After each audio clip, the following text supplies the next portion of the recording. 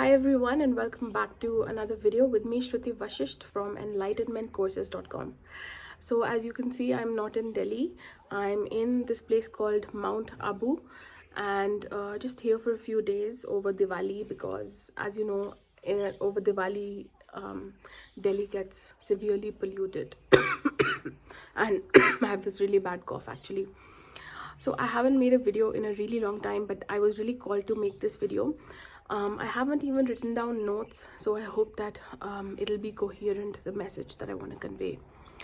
And I want to speak about, basically about Lord Ram and the whole concept of Diwali, the myth of Diwali, legend, whatever you want to call it. To me, it's not so important whether these events and happened and these people actually existed. What's more important is the message behind them, is the archetype that they represent, and the fact that they were teaching us something.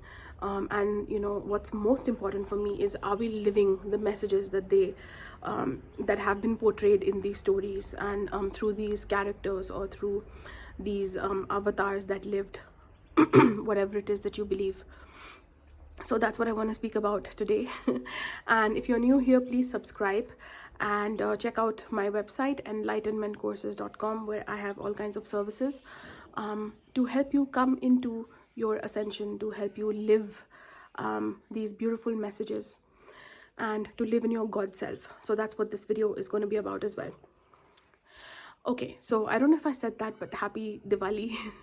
Diwali is actually today, and hopefully I'll get to upload this video today or tomorrow. But what I've been basically thinking about is that all of these avatars existed, like Christ or Ram, or at least we have the message behind these beings. Whether they were real or not is not the most important thing, like I was expressing. And what I've been observing is, as you might know, those of you that live in India, there are still a lot of fireworks that happen, even though Delhi is so polluted and a lot of other places in India are so polluted. And despite that, these fireworks, they keep happening. They may have improved over the years, but there is no room for even one firework, if you ask me.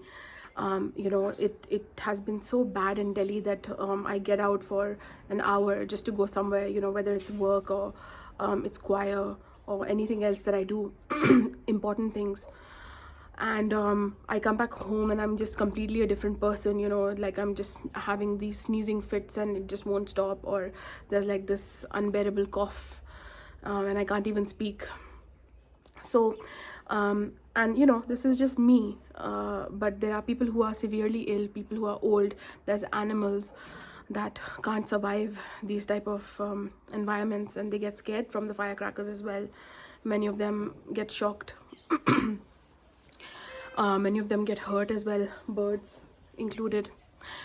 So there is this responsibility that all of us have, and all of these things were just these thoughts were running through my head, about Diwali and the contemporary times, about fireworks and everything. So essentially what I want to speak about today is, are we living the message of are we living what Ram exemplified, or Rama, as those of you in the West might know him as, what he stood for? Are we really living that?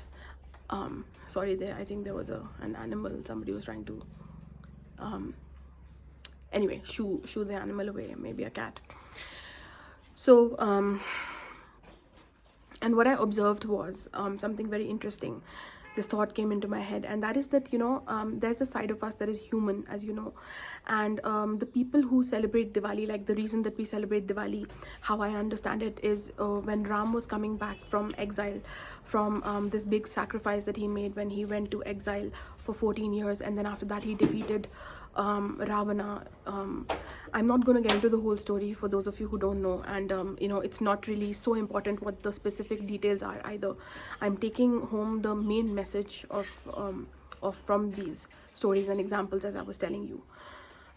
So when he defeated basically the bad guy, or he defeated evil, as it were, and it was like the victory of good over evil, and this big sacrifice that he had made, and this righteous path that he followed, that he was known for, So much so that he inspired the people around him also, like his own two brothers, the brother or the step brother that was given his throne. Even he did not fully accept the throne, with because he respected Rama so much. And what I felt was that, we are still living the human side of us, which is, as in these stories, it's represented to me by the common public who celebrate the coming back of Ram, and then when he's made king, as was his righteous place, basically, as it should have been to begin with. So the public celebrates that, and then there's the lighting of the lamps and the diyas, and of course in more contemporary times we have these fireworks and everything. And these fireworks are a sort of a more juvenile, or I don't want to say that they're all bad. They might be bad in this context where the air is so polluted already, and at this point, yes, we have to take responsibility. But if you think about the concept of fireworks, they're outside of you and they're making so much noise, and it's like this big bang, like a shock situation that happens, and that is what excites us. That is a little bit you can say like juvenile. It's like a teenager would want, like this adrenaline rush, wanting to do something a bit risky or bold.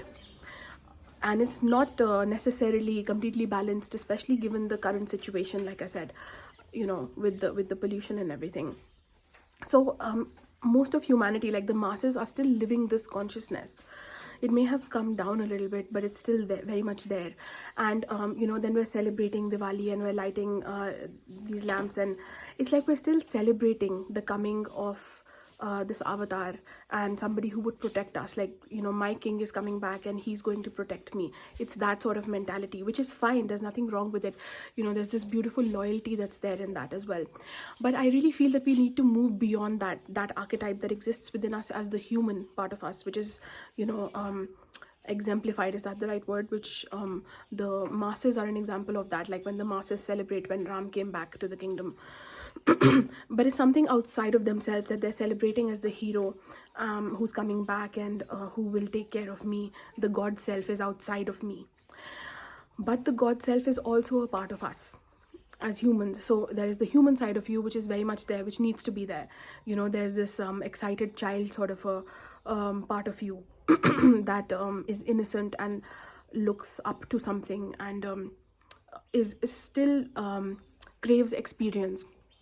And then there's this other side of you that is the God self, that is fully formed, that is fully mature, and there's a big theme of responsibility and sacrifice that comes with it. And by sacrifice, I don't mean doing things to make yourself suffer. It has to do with the recognition of the fact that truth lies here, and this is the divine will, and this is what is right, and then being able to walk that path. Just that in itself being enough for you to walk that path, not needing anything personal to motivate you to walk that path, or some sort of an agenda. Just the fact that it's the right thing to do. That recognition, when it lands in the body, this is sort of our angelic or God self maturity. So yeah, I know I'm rambling a little bit, but that's the message that was coming through me at this time, and the thoughts that were flowing through me, that we really need to reconcile these two parts of ourselves. The human self, which wants to have fun and be adventurous and even be a little more out there and even excessive to some degree, and the God self, that is mature and responsible. And we don't need to choose one or the other. The boring part of us that is just responsible all the time and has all these responsibilities, or the more innocent and younger part of us that craves experience, but then is willing to do anything to get it, and craves it on the outside rather than experiencing it inside of themselves. So I guess what I want to conclude with is that think of Diwali as this time, we are in the season of Scorpio, which is this inward sign. A lot of these big festivals, they happen, like even Christmas happens during the season of, I think the moon is in Cancer, or there's this big Cancer theme that's there. And now there's this big Scorpio theme, and these are feminine signs, they're internal signs. It's about going deep within and self-empowerment and getting in touch with your feelings and seeing the action that is inside of yourself, when you are still and you just breathe, and you're inside of yourself, there is so much going on that you don't need fireworks outside of yourself. When you actually go within and you realize what all is there, and then when we are in touch with that, we naturally don't make these choices. We don't really crave it. Yes, there's this part of us that wants to experience, have fun, but we will make choices that are that allow us to have fun and also live that child part of us, but do it in a way that matches with the current environment, that is responsible, that honors Mother Earth, that honors the planet, and all the other beings that we share it with. Like I was saying, that the birds die, and there's these accidents that happen because of the fireworks. All of the wow, speaking of animals, that was a langur, like a monkey or something, that just jumped from one tree to another.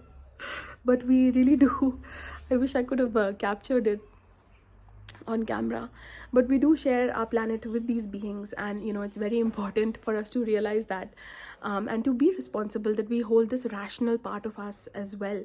Many people say that we are more superior to animals, and in a sense that might be true, although it's more that we have a different function and they have a different function. And we as humans are the beings who are to integrate the primal self and the heart with the rational mind as well. And animals really teach us how to be in our prime instinct and in our instinctual nature as well. So they also teach us some things.